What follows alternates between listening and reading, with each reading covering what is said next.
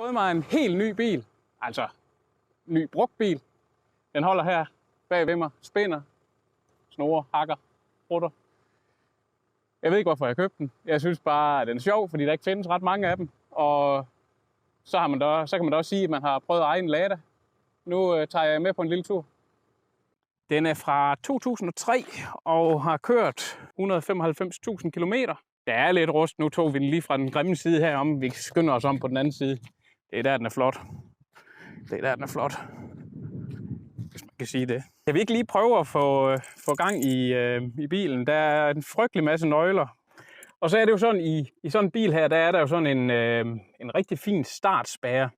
Så der er sådan en lille, jeg ved ikke, hvad vi skal kalde det, en lille plastikpind, som man lige skal holde op her, fandt jeg ud af efter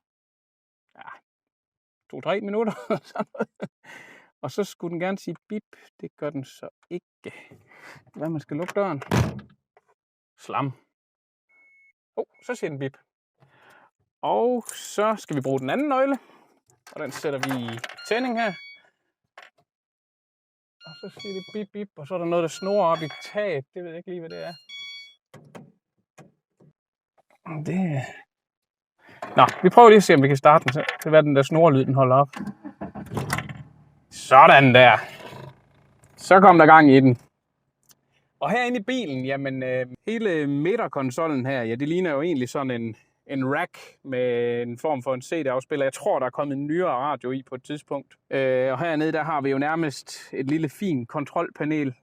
Det kunne godt tyde på, at der er et eller andet med oliestand og sprinklervæske måske. Jeg forestiller mig, at Tjernobylværket det har været styret for nogenlunde samme form for kontrolpanel. Måske lidt flere knapper og indikatorer. Og så er der et fint analog ur. Gammel ur stemmer, ny ur stemmer ikke. Og så har vi sørme, kan vi tillade os at kalde det klimaanlæg. Man kan da bestemme temperaturen. Og så er der et A for auto der.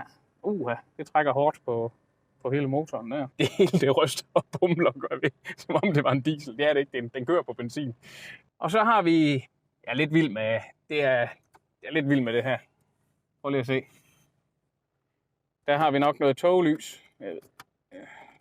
Der er nok noget overgang i noget. Jeg synes, de lyser hele tiden. Gør det ikke det? Og el-bagrude. Og jeg ved ikke, hvad det der det er. Når den skruer op og ned for lyset i instrumentbordet. Man kan lige svag ane det. Og så har vi selvfølgelig blinklys. Og ja. En vinduesvisker. Den kan lige trække sig op af ruden. Det er så også det. Lige skynd mig at sige, at man sidder fantastisk i de her sæder. De er virkelig bløde. Bagsædet det er virkelig blødt. Altså det er ufatteligt blødt. Altså jeg sidder næsten bedre her end i min sofa derhjemme, hvis det ikke var fordi der var et sæde foran. Og så kan jeg jo sindssygt godt lide den måde, de har skrevet Lada på her. Prøv lige at se. Er det ikke smukt? Og der er selvfølgelig også horn i. Yes, jamen skal vi ikke prøve at køre en tur? Jeg er faktisk en lille smule bange for at køre i den her bil, fordi altså sikkerhedsudstyr, det er ikke eksisterende. Der er ikke selstrammer i, der er ingen airbags, der er ikke ABS-bremser. Og det er faktisk utroligt, fordi det er ikke den er gammel, men det er ikke en gammel bil. Den er fra 2003.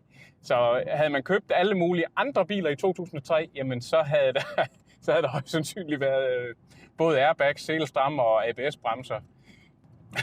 Det er lidt skræmmende. Og så er det også en bil, der har meget rust. Nu vil jeg sige, at det her det er måske et pænt eksemplar i forhold til det. Der er 5 gear.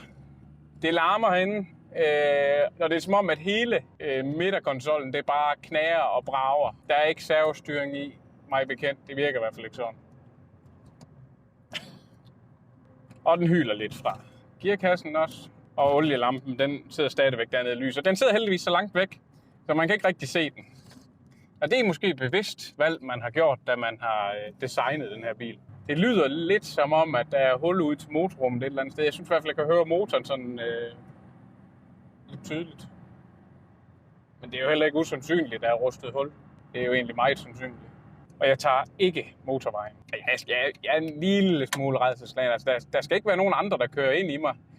Altså, på nogle punkter, så er det jo lige ved, at det er godt, der ikke er selestrammer og så videre. Det er faktisk lige ved, at jeg burde køre uden sele, fordi så kunne man da håbe på, at man fløj ud af forruden, inden ratstammen den spider en. Hvis man skulle lave frontalt sammenstød eller sådan noget i den dur. Og det er jo sådan en bil, der i sving, den gynger meget. Der er ikke så meget sportslige egenskaber over det. Og det er helt knæ og brager. Det er for skoven den lige sprunget ud, og jeg kører i en Lada. Altså, kan det blive bedre? Det kan det måske godt, men altså, nu er det sådan, det er. Og den lægger elendigt svingende. Men det er også sådan, det er. Men man sidder ufattelig godt i de her sæder. Altså, det jeg er måske kommet til at rykke sædet lidt for langt frem, kan jeg godt mærke nu. Jeg føler lidt, at jeg sidder på en kontorstol næsten. Nu kører jeg fandme for hurtigt. Det var da utroligt. Og jeg håber jo, at jeg kan komme til sådan rigtig at stifte bekendtskab med den. Jeg skal også hjem og have tjekket olie på den. Der er i hvert fald et eller andet, når den der olielampe den lyser. Der er et eller andet. Jeg håber, det er bare, fordi den mangler olie. Det har jeg sgu ikke set, da jeg købte den. Jeg er fandme lidt ked af.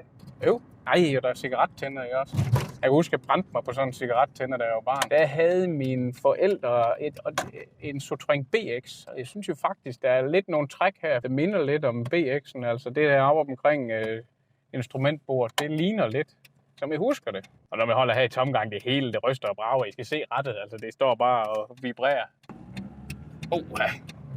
Kan vi lige komme over? Ja, det kunne vi. Og jeg vil næsten vædde på, at når jeg kommer hjem, så er jeg lykkelig, fordi jeg kom hjem. Det er jo egentlig en mærkelig tanke. Men det ved jeg ikke, men jeg kommer jo faktisk hjem, hvis jeg kommer hjem. Det ved man jo ikke, når man kører i sådan en bil. Så vil jeg faktisk være lykkelig. Så kørte vi lige forbi Falk. Vi nåede også hjem uden for brug for dem. Og kender du noget til bilen? Og Ladas historie sådan helt generelt, jamen så vil jeg egentlig gerne høre fra dig. Og ellers så håber jeg, at du har nyt at se med. Det lykkedes mig at komme hjem, uden at få brug for Falk på den ene eller den anden måde.